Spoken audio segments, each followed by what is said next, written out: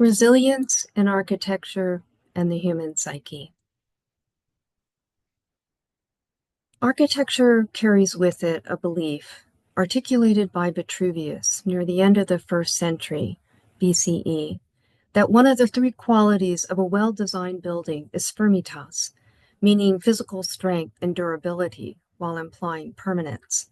By constructing buildings of stone, for instance, we believe they better protect us from changes brought on by the ravages of nature and the elements. Our most significant cultural and sacred buildings convey historical references, evoke timelessness, and in some cases, the hope of immortality. Yet, architecture exists in a dynamic world of physical, cultural, religious, political, and economic forces. Buildings that adapt to wear and tear and to changing surroundings and circumstances.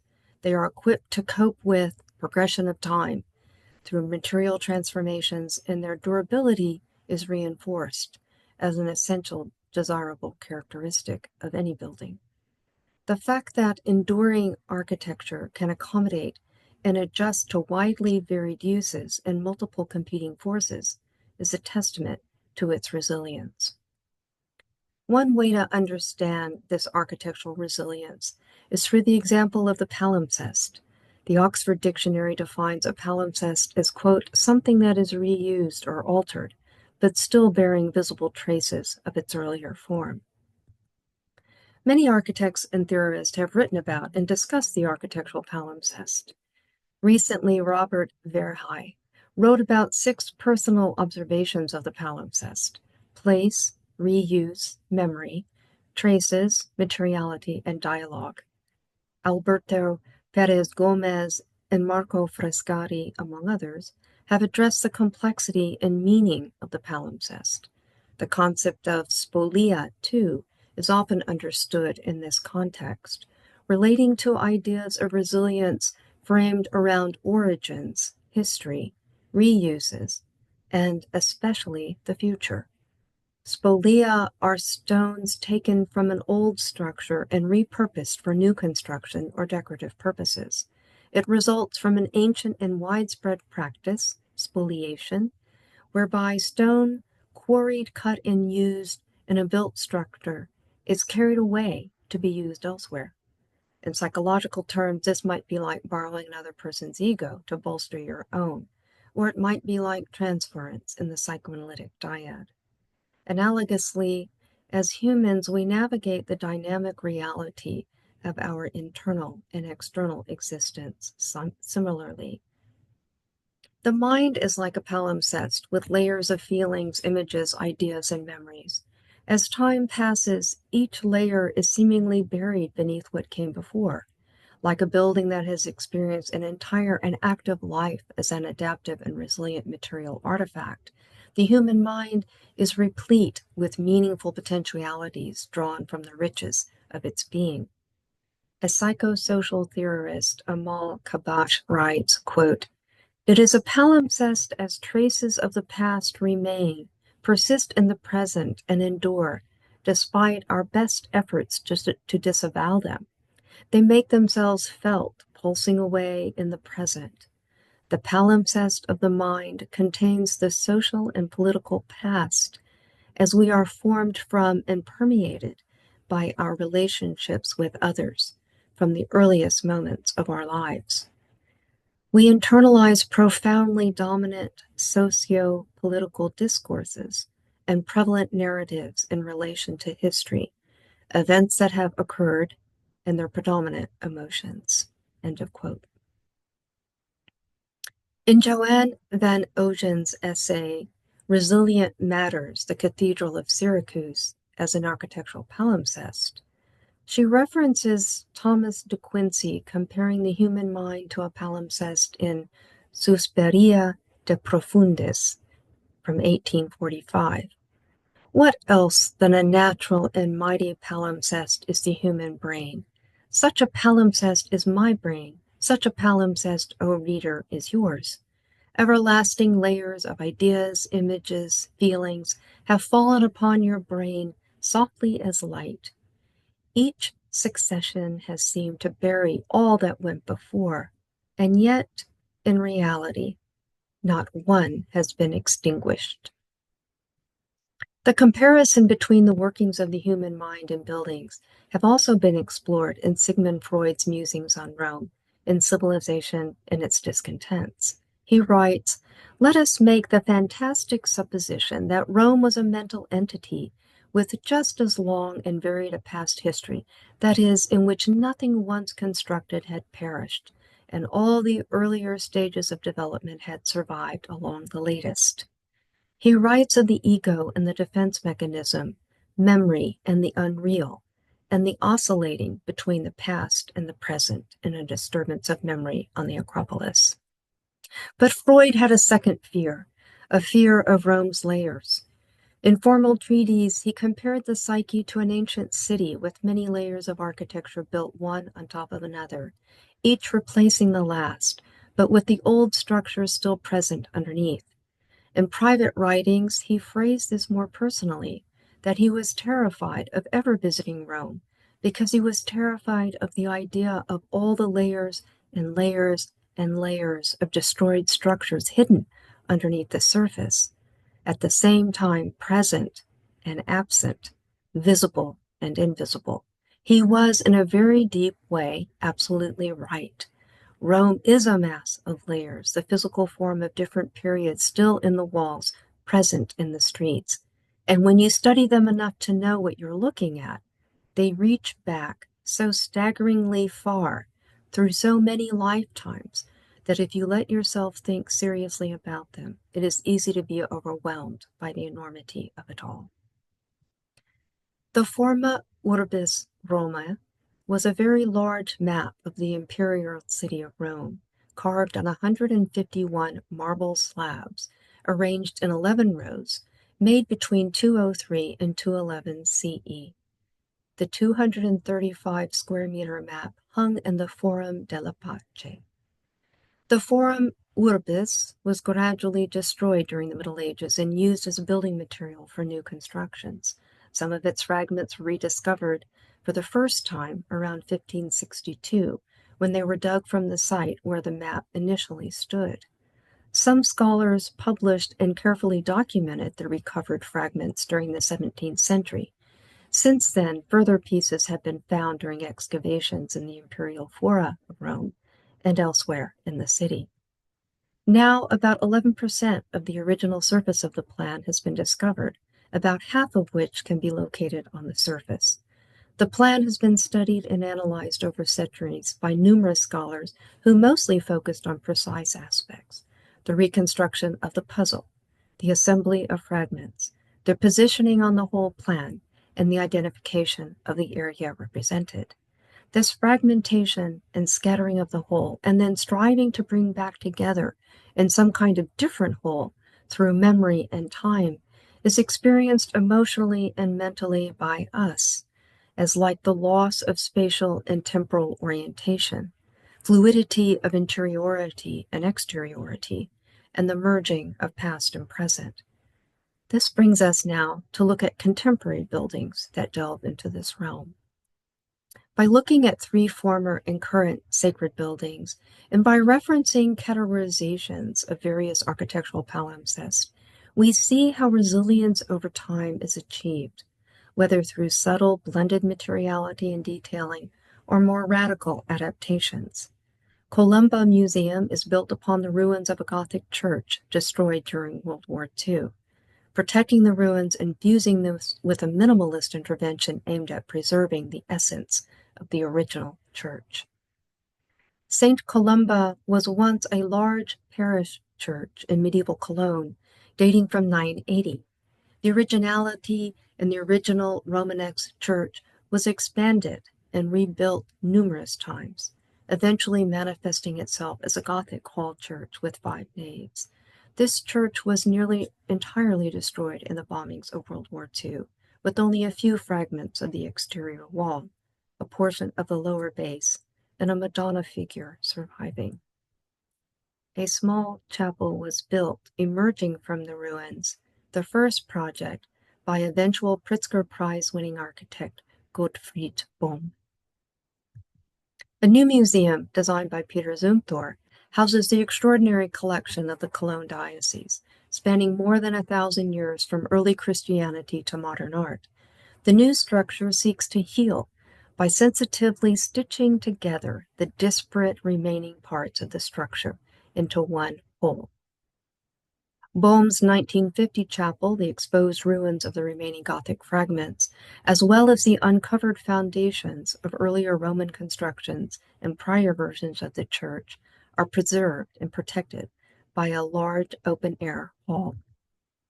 They're enclosed with warm brick perforated in an irregular pattern for light and ventilation.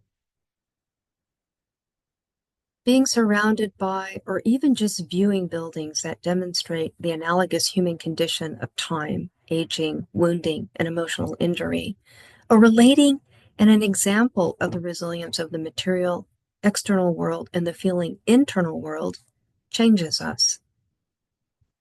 A new cultural identity arises in the heart of the city, an original identity, yet one which is strongly connected to past identities by its connection to place, the incorporation of the fragments of its past, and the contents, in this case, of its collection. St. Mary of the Angels in Rotterdam by Mecanoo Architects is the next project we'll look at. The chapel sits within the perimeter of an 1869 historic chapel whose outline is visible from the exposed ruins of the original walls. The neoclassical 1869 chapel collapsed because of unstable Rotterdam ground. In 1968, a new chapel was built on top of the foundations of the old one. This chapel also suffered from foundation problems. The Mecanoo design is the third chapel on the site. The bell tower from the 1968 chapel placed atop this new one. There's a model of the Mecanoo design showing the outline of the visible foundations. The foundation is a remnant, a basis, and a source of the new building. An extraordinary building like a precious casket, with beautiful light and a remarkable roof with a heavenly gold ceiling. The chapel is designed as part of a ceremony, a journey undertaken in this last resting place, designed as a Campo Santo. After entering the chapel, the ceremony takes place, after which the procession continues through another door. Indoors, the atmosphere must always be intimate, regardless of the number of people attending. The chapel is built on a site with a history that needs to remain visible. The glass along the floor, running along the walls, allows the previous and now current foundation to be visible and present within the interior of the chapel. St. Francis Convent Church by David Close's architect in 2011. This Franciscan church was built by a Franciscan priest. The original church, the St. Francis Convent, in the small Catalan town of Santpedor, Spain, in the early 18th century.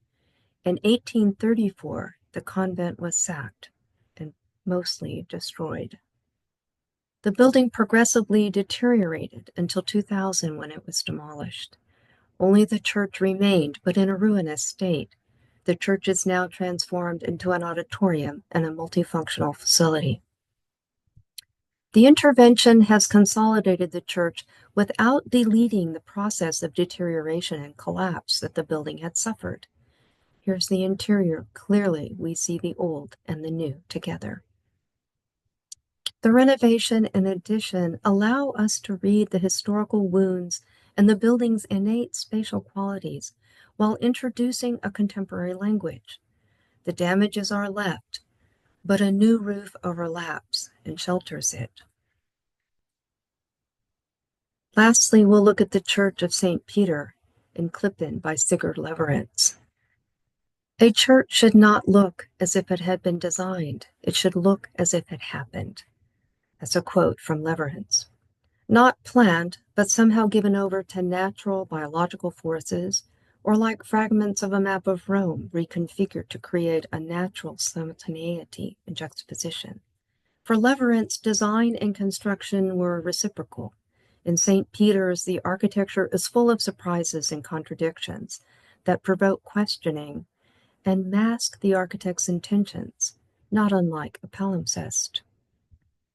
Is it a crypt or an underground world? The building is deep, complex, rich, and is what it means to be human. Though the building was constructed at one time, it's unclear if the building has had a literal previous layered history. It recalls and presents itself like a building that has.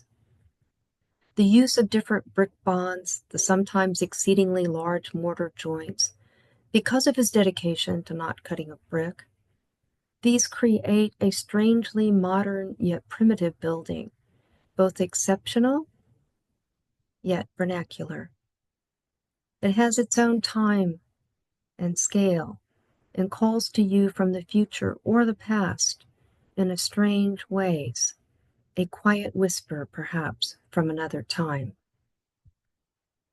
The building's form are both familiar and not.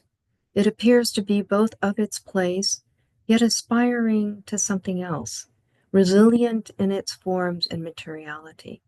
This building raises a question for me, and perhaps for all of us, if buildings can hold a kind of mental and emotional palimpsest. These physical characteristics, modifications, additions, with their layers and erasures, sometimes more radical, other times subtle and careful. Of the buildings we've looked at briefly, they recall the fields that study the mind. Like the architectural palimpsest, where the building bears visible traces of its earlier form and transcendent meaning is understood in these buildings for generations of people, so we individually and collectively thrive not by erasing, but by understanding, building upon, embracing, and working with both the troubled and secure, unburdened parts of our past. This becomes a transformative practice, and one that builds a more robust knowledge of the entirety of the self. By remembering, repeating, and working through the present, we come to terms with each stage of our human development and past experiences. As we address resilience, memory, and change in a way that makes our lives richer and ourselves more resilient, they enliven and deepen our understanding of architectural elasticity and transformation. Our narratives of self-telling and self-making, especially in creating and developing personal resilience, are embedded in the aging process. Each age represents a stage of crossing, a moment in the transition, a layer of the palimpsest. Each age is, like aging itself, painfully truncated and astonishingly full. Our understanding of what we do and do not remember as time proceeds, and the nature of remembering, repeating, and working through, is more complex and diverse now than when Freud wrote his well-known essay, Remembering, Repeating, and Working Through. The individual and society experiences layer upon layer of past, present, and future as we work through and understand the meaning of the worst and best parts of ourselves individually and collectively. Like us, architecture is not static, but is continually inside that process, whether due to natural aging or a more robust and intentional intervention and adaptation. The buildings we have looked at fuse the past with the future in different and unique ways, exemplifying and bearing witness to endurance in the face of adversity and change. By looking at architectural examples of transformation in the individual psychodynamic and spiritual aspects of change, we might better understand architects' role as agents of greater resilience and a more fulfilled life in today's world. In conclusion, buildings have the power to recall the fundamental existential paradox of what it is to be human. We are hopelessly split into two dualities, aware of our own splendid uniqueness, up in the stars, contemplating the infinite, yet housed in a heart-pumping body that aches and breathes and will decay and die and go back into the ground to rot and disappear forever. living between two worlds of spirit and matter. That quote from Ernest Becker. Mother Nature is indifferent to our and our building's plight, destroying what she creates with a meaningless indifference to human affairs. If we're fortunate, we develop over time a resilience to hold our shared feelings of vulnerability and frailty, all our creaturely inadequacies, together with our heroic strivings and immortal longings. When buildings demonstrate resilience in the face of time, we might remember this from Carl Jung. Life is never so beautiful, he says, as when surrounded by death. Thank you.